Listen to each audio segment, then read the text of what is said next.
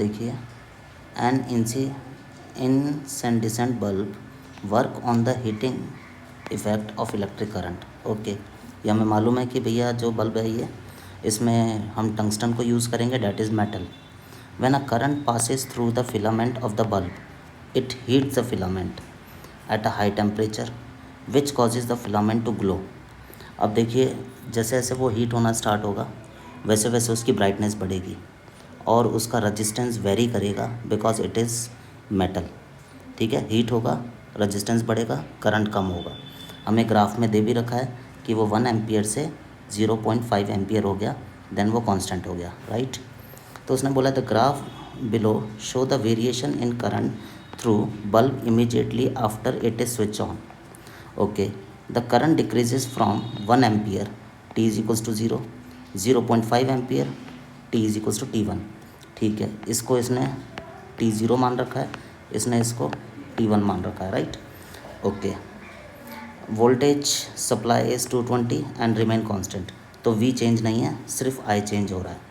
Based on the graph state how the resistance of the bulb filament changes as the temperature increases from T0 to T1।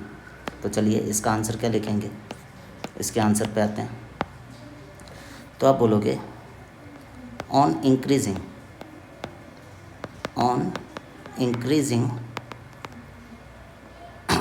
heat the resistance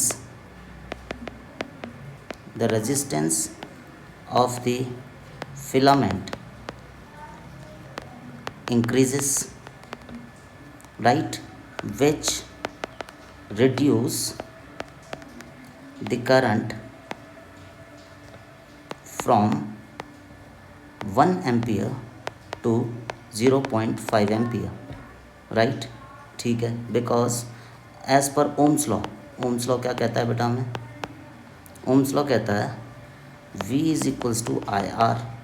if V is constant, right, so we can write I is inversely proportional to R।